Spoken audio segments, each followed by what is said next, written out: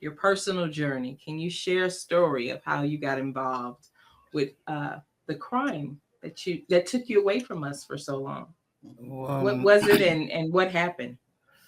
well, I found myself trying to be creative, uh, being deterred from my father's ex profession, which was selling drugs. So I remember when I was about 7, 8, um, my auntie wanted to go downtown with my cousins, and I didn't want to leave them guys, so I was offering to go downtown with them, and they told me they were going to go sell dope. And I, being 8 years old, being raised by you two, was like, I could do that. No, that Show wasn't you you how to guys' do fault. that. That wasn't you guys' fault. No, nobody taught me how to do it. I just wanted to do it. This is an instant response because I didn't want to leave Jamel. You know, Jamel, me and Jamel were Yeah. Yes. so. Auntie Glenn calls Dad, and he comes over the house and hands me this big old white cookie, and I don't know what to do with it. And he told me, "Don't ever ask for it again, or I'm gonna make you do it." And for some reason, that deterred me from drugs, like from doing them, selling them, anything. That one conversation deterred me from drugs. Fast forward later, my mother is the most prolific booster in Seattle. I think so.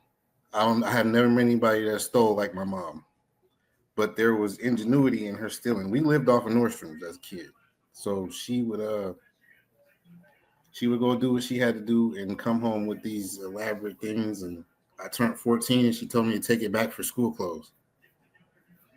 So that got my Mm. mind turning on how to get money in a different way and how the merchant system works and Wow. how to get around things, basically.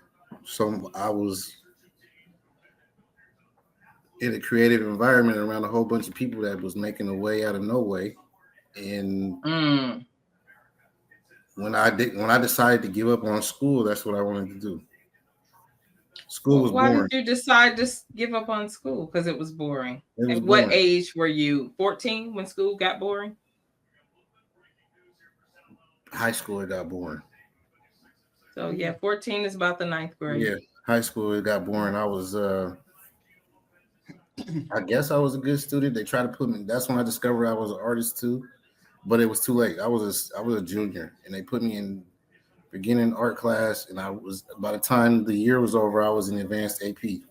So I got into art too late. If I would have been in art earlier, I probably would have stayed in school and finished. But I did finish school. I went later. It was later on. I finished at 19 and went to college at 20. So it's not like I was just straight doing bullshit. I was trying, but I didn't have a niche that I could call my own. Mm. Makes sense. That's fair. Very fair. And that niche would have been art per se. Absolutely. That was my thing, art. It still kind of is, but I don't, it has to be for money. I can't just be drawing sitting around. Right. So I missed my opportunity to draw for money. Well, Do you the have opportunity. pieces that you put together that could get you monetized? Nope, but it could be easily done. Just like I could do several mediums. I could airbrush, I could acrylic paint, charcoal, pastel, and lead paint. I mean, not lead paint, but lead draw.